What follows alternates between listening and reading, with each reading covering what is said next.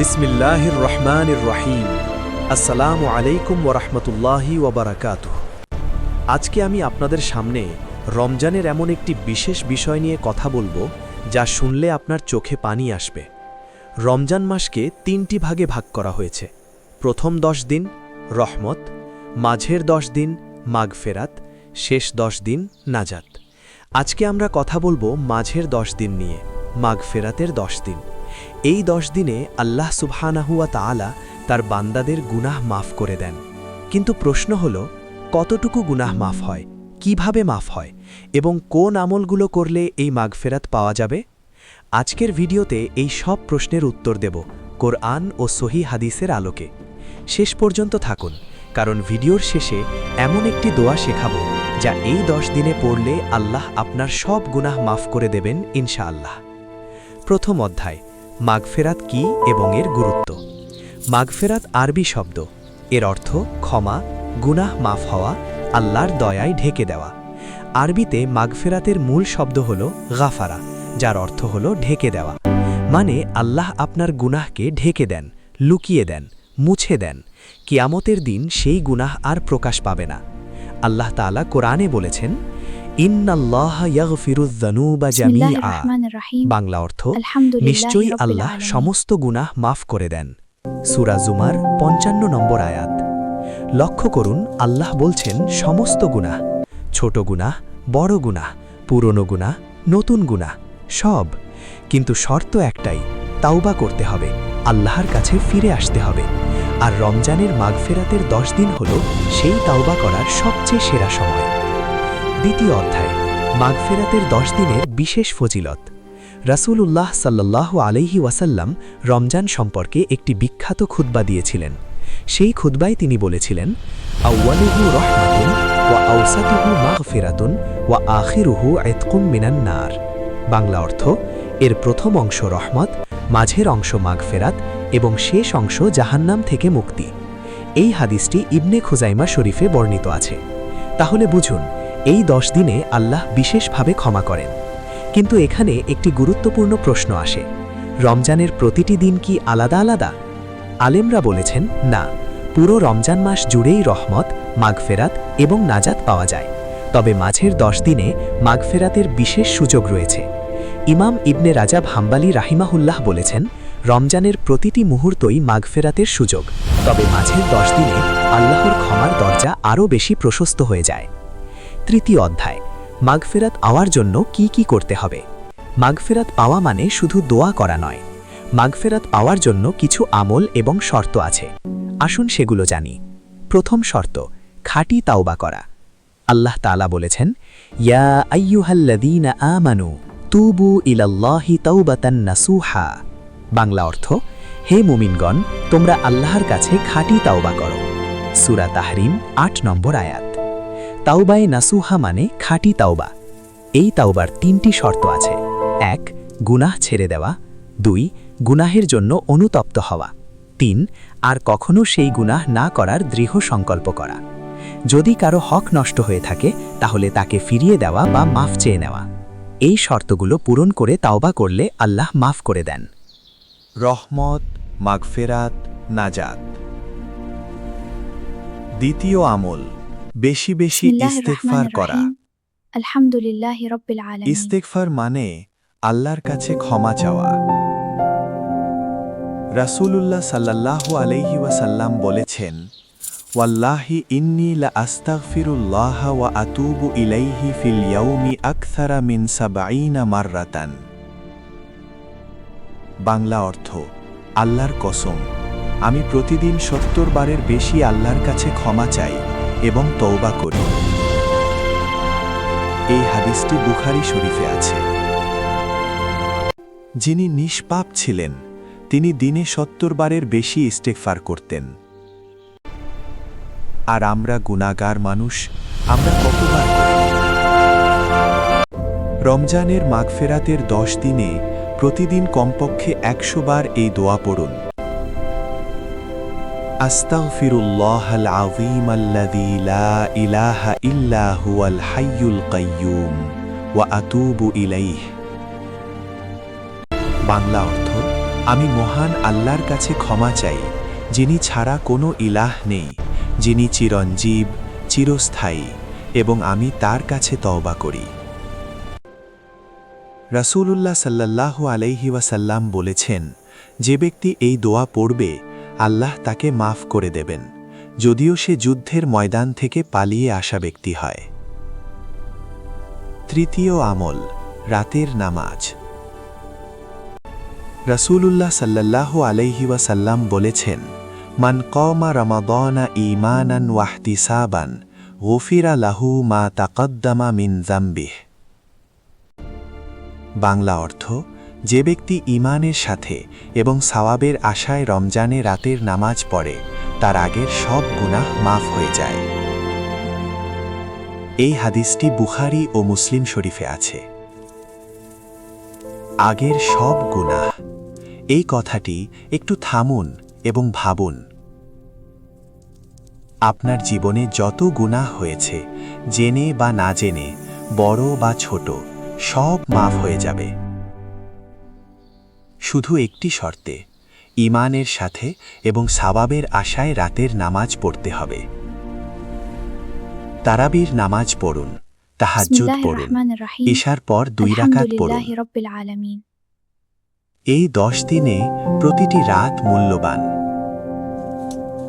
চতুর্থ আমল, রোজার বিশেষ ফজিলত। আল্লাহ তাআলা বলেছেন কুদসি হাদিসে, কুল্লু আমাল ইবনি আদম লাহু ইল্লা সিয়ামা ফাইন্নাহু লি ওয়া আনা আজজি বিহি। আলহামদুলিল্লাহি রাব্বিল আলামিন। আমার জন্য এবং আমি নিজেই এর প্রতিদান দেব। এই হাদিসটি বুখারী ও মুসলিম শরীফে আছে। রোজা আল্লাহর জন্য, আর আল্লাহ যখন নিজে প্রতিদান দেবেন তখন সেই প্রতিদানে মাগফিরাতও থাকবে। রাসূলুল্লাহ সাল্লাল্লাহু আলাইহি ওয়াসাল্লাম আরও বলেছেন, মান সামা রমাদানা ঈমানান ওয়াহতিসাবান গুফিরা লাহু মা তাকদ্দামা মিন যামবিহি। বাংলা অর্থ, যে ব্যক্তি ঈমানের সাথে এবং সওয়াবের আশায় রমজানের রোজা রাখে তার আগের সব গুনাহ মাফ হয়ে যায়। এই হাদিসটি বুখারী ও মুসলিম শরীফে আছে। পঞ্চম আমল, বেশি বেশি কোরআন তেলাওয়াত করা। রমজান কোরআনের মাস,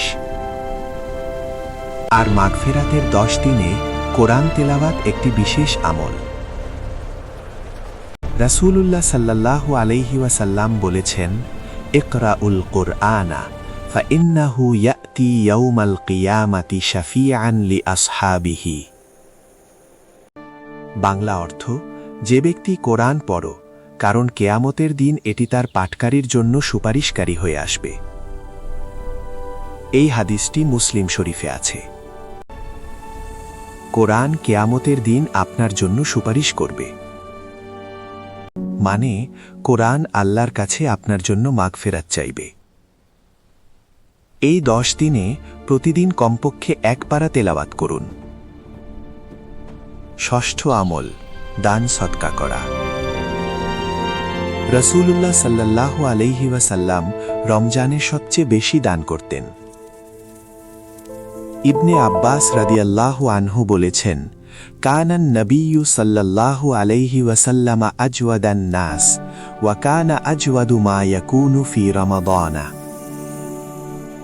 বাংলা অর্থ, নবী সাল্লাল্লাহু আলাইহি ওয়াসাল্লাম ছিলেন মানুষের মধ্যে সবচেয়ে বেশি দানশীল, আর রমজানে তিনি আরও বেশি দানশীল হতেন। এই হাদিসটি বুখারী শরীফে আছে। বিসমিল্লাহির রাহমানির রাহিম। আল্লাহ তাআলা বলেছেন, আস-সাদাকাতু তুতফিউল খাতিআতা কামা ইউতফিউল মাউন নারা।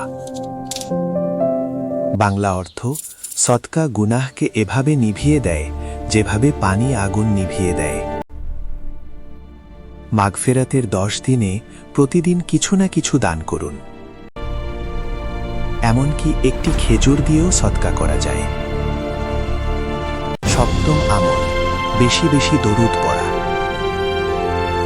আল্লাহ তাআলা বলেছেন, ইন্নাল্লাহা ওয়া মালাইকাতাহু ইউসাল্লুনা আলান নবী ইয়া আইয়ুহাল্লাযীনা আমানু সল্লু আলাইহি ওয়া সাল্লিমু তাসলিমা। সূরা আহজাব 56 নম্বর আয়াত। রাসূলুল্লাহ সাল্লাল্লাহু আলাইহি ওয়াসাল্লাম বলেছেন, যে ব্যক্তি আমার উপর একবার দরুদ পাঠায়, আল্লাহ তার উপর 10টি রহমত নাজিল করেন এবং তার 10টি গুনাহ মাফ করে দেন।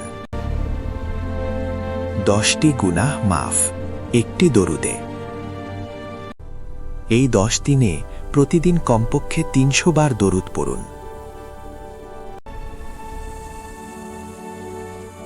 বলেছিলেন, জিব্রাইল আলাইহিসসালাম এসে বলেছিলেন, রগিমা আনফু আবদিন আদ্রাকা রমাদানা ফালাম ইউগফার লাহু। বাংলা অর্থ, ধ্বংস হোক সেই ব্যক্তি যে রমজান পেল কিন্তু তার গুনাহ মাফ হল না। এবং রাসূলুল্লাহ সাল্লাল্লাহু আলাইহি ওয়াসাল্লাম বললেন, আমিন। এই হাদিসটি তিরমিজি শরীফে আছে। একটু থামুন। জিব্রাইল আলাইহিসসালাম বদদোয়া করলেন, রাসূলুল্লাহ সাল্লাল্লাহু আলাইহি ওয়াসাল্লাম আমিন বললেন। এর মানে কি?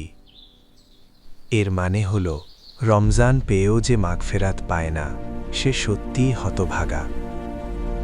কারণ এই মাসে মাগফিরাত পাওয়া এত সহজ করে দেওয়া হয়েছে, তারপরও যে পেল না, সে কতটা গাফেল সেটা ভাবুন। নবম অধ্যায়, মাগফিরাতের বিশেষ দোয়া। এখন সেই দোয়াটি শেখার সময় এসেছে, যার কথা শুরুতে বলেছিলাম। এটি সাইয়্যিদুল ইস্তিগফার, ইস্তিগফারের সর্দার। রাসূলুল্লাহ সাল্লাল্লাহু আলাইহি ওয়াসাল্লাম বলেছেন, এই দোয়াটি হল সর্বোত্তম ইস্তিগফার। আল্লাহুম্মা আনতা রব্বি লা ইলাহা ইল্লা আনতা খলাকতানি ওয়া আনা আবদুকা ওয়া আনা আলা আহদিকা ওয়া ওয়া'দিকা মাস্তাতা'তু আউযু বিকা মিন শাররি মা সানা'তু আবু'উ লাকা বিনি'মাতিকা আলাইয়া ওয়া আবু'উ লাকা বিযামবি ফাগফির লি ফাইন্নাহু লা ইয়াগফিরুয যুনুবা ইল্লা আনতা।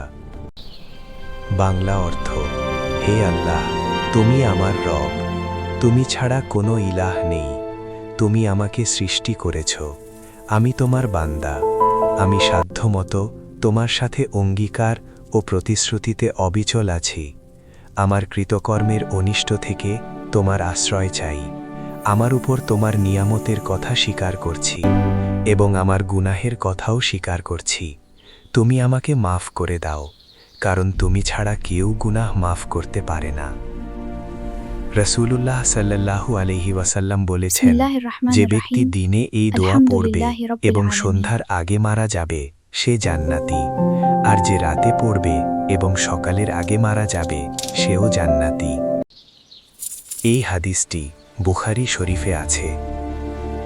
এই দোয়াটি মাগফিরাতের 10 দিনে প্রতিদিন সকালে ও সন্ধ্যায় পড়ুন। দশম অধ্যায়, মাগফিরাত পাওয়ার পথে বাধা। মাগফিরাত পেতে চান, তাহলে কিছু বিষয় থেকে বিরত থাকতে হবে। 1. মানুষের হক নষ্ট করলে। রাসূলুল্লাহ সাল্লাল্লাহু আলাইহি ওয়াসাল্লাম বলেছেন, আল্লাহ বান্দার সব গুনাহ মাফ করেন, কিন্তু বান্দার হক মাফ করেন না যতক্ষণ না সেই বান্দা মাফ করে। তাই যদি কারো সাথে অন্যায় করে থাকেন, এই 10 দিনে ক্ষমা চেয়ে নিন। 2. হিংসা ও বিদ্বেষ রাখলে।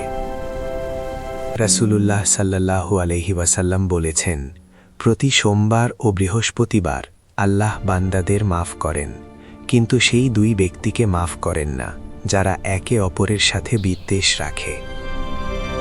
হিংসা ও বিদ্বেষ মাগফিরাতের পথ বন্ধ করে দেয়। এই 10 দিনে যার সাথেই মনোমালিন্য থাকুক, মিটিয়ে নিন। 3. গীবত ও মিথ্যা বললে। রমজানে রোজা রেখে গীবত করলে রোজার সওয়াব নষ্ট হয়, মাগফিরাতও বাধাগ্রস্ত হয়। একাদশ অধ্যায়, মাগফিরাতের উপর আল্লাহর প্রতিশ্রুতি। আল্লাহ তাআলা বলেছেন, ওয়ামান ইয়ামাল সুআন আও ইয়াযলিম নাফসাহু সুম্মা ইয়াস্তাগফিরিল্লাহা ইয়াজিদিল্লাহা গফুরার রাহিমা। বাংলা অর্থ, যে ব্যক্তি কোনো মন্দ কাজ করে বা নিজের উপর জুলুম করে তারপর আল্লাহর কাছে ক্ষমা চায় সে আল্লাহকে পাবে ক্ষমাশীল ও দয়ালু। সূরা নিসা 110 নম্বর আয়াত।